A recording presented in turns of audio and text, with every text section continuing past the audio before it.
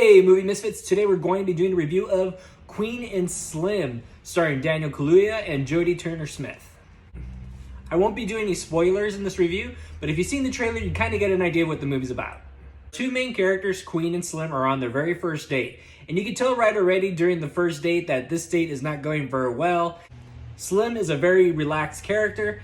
He just wants to have a good time, and he's just enjoying the company. Queen's attitude in the beginning seems like she's not very interested in him at all. Almost seems like she agreed to go on this date because she was basically bored at home. That's kind of like the vibe she's giving off, while Slim is actually just trying to be nice and move the date along. He's just kind of like, all right, well, I'm being nice as I can be. I'm going to be referring to the two main characters as Queen and Slim because if I remember correctly, they really don't really say their real names. If they do, they say them very briefly, and it's almost kind of like, did they have any names? Even when I looked in the credits of this movie, their character names were Queen and Slim. So our two main characters are in the car on their way home from their not-so-great date, when basically they get pulled over by the worst police officer ever. So like we saw in the trailer, they get pulled over by this officer who is basically Officer Jerk. He is every bad cop characteristic in one character. Basically, there's a scuffle that happens, and Slim shoots the officer in self-defense, and the officer dies, and they basically go on the run. And they're basically trying to get away from the officers, the media, and anyone that might be willing to turn them in for a reward. And at this point, our characters are still not getting along. They are still not clicking. Basically, Slim's character is like, hey, you know what? I want to go home. I want to see my family. I want to turn myself in. Hopefully some good comes out of it, and they know that I'm innocent. And this is where I feel like the movie kind of starts falling apart. So Queen's character points out, hey, I'm a lawyer, I know the law, everything that's going on here is all wrong. However, she starts giving Slim some of the worst advice. Queen is basically the one that tells Slim, hey, we gotta go on the run now because we're fugitives now. And I'm like, wait a minute, you're a lawyer. There's a dash cam on the cop's car that captured everything and corroborates with everything that just happened, and it would prove that Slim is innocent and so are you. But no, she's like, hey, we got to go on the run. We got to change our identities and yada, yada, yada. And it's like, there were a few times in the movie where she would pull rank and be like, hey, I'm high and mighty. Listen to what I say. But then she starts giving really bad advice.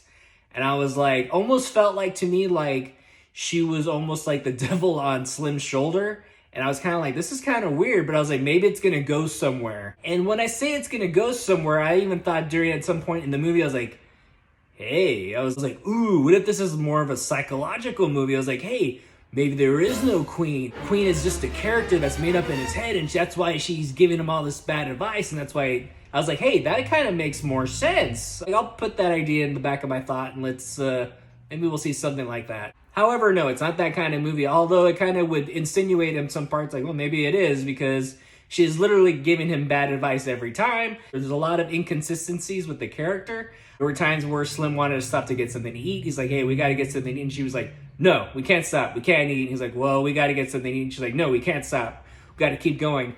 And then later in the movie, she's like, hey, I want to stop to pet a horse. It's like, wait, you want to stop to pet a horse? And that's okay. And then Slim would be like, well, we should keep going. She's like, no, I want to stop and pet this horse. Then 2 seconds later, Slim's riding a horse. So it's kind of like, okay.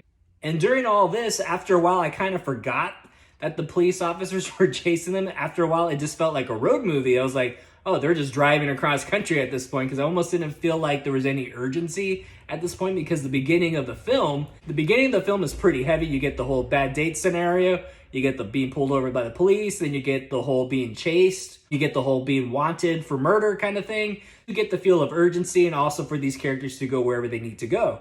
However, during the second act, it kind of didn't feel that way anymore. Like, it didn't feel like the police were on their tail. There'd be moments here and there sprinkled throughout the second act where it's like, oh yeah, the cops. That's right, we got to keep running.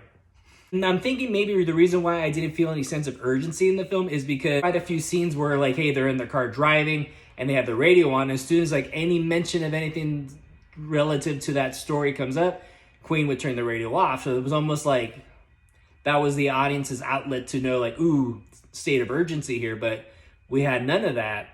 They do use social media in the aspect of what happened to them throughout the movie. However, I feel like it could have been taken out easily, because as they were passing through into a new town, a new city, or whatever, So, they would get recognized by either a kid or another adult, and be like, hey, we know what's going on, hey, we're on your side.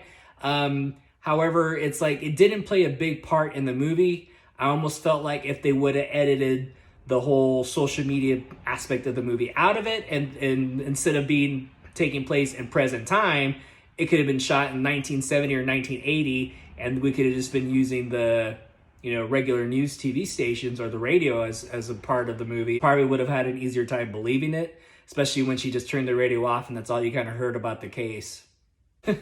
There were moments during the movie where Queen and Slim are kind of like arguing back and forth over little things here and there.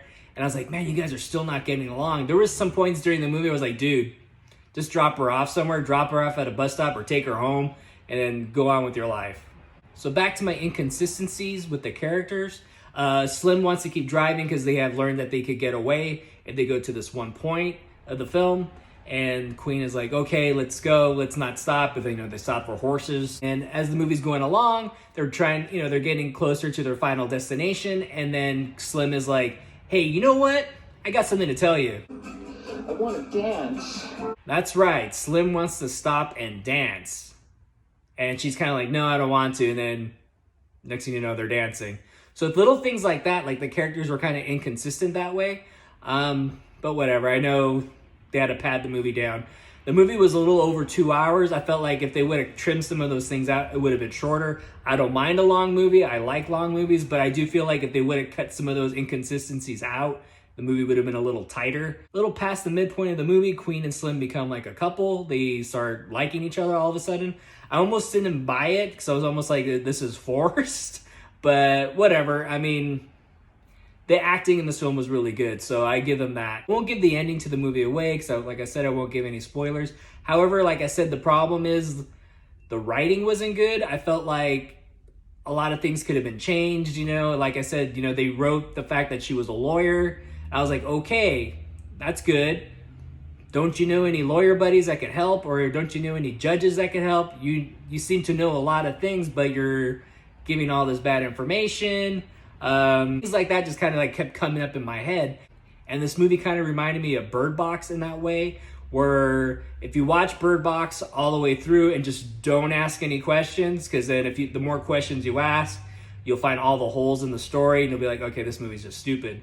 So I won't say that I hated the movie. I won't say that. The movie has bones, and when I say bones, like it has bones for like a good potential movie. However, the top layers of the film kind of like, there's a lot of holes, a lot of questions, a lot of things that could have been fixed. Like I said, this movie could have been taking place in the 1970s or even the 1980s. And with a couple trims of the script, it would have worked out just fine. Also, the inconsistency of the characters. However, at least the acting was really top notch in this film. Daniel Kaluuya is really good. Jodie Turner-Smith is very good in this film. The cinematography is very good. The camera angles are very good. The cuts in this film are very good. So it's shot very well and it's acted very well. And the movie will kind of leave you like in a bummer. Kind of like, I don't know what they were trying to achieve with this. But I've seen, and I'm sure we've all seen similar films like this where people are on the run, on the road. And I feel like I've seen similar films like this that have just been done better. Like I said, Thelma and Louise is one. Hell, I would even say The Legend of Billie Jean is a little bit better. Because at least I would say like, yes, it's cheesy 80s, but wasn't a downer either. Hell, even Mickey and Mallory Knox had a better ending in Natural Born Killers. I would give Queen and Slim a C. Thanks for tuning in. Don't forget to hit like and subscribe. I'm Mike the Movie Misfit, and I'll see you at the movies.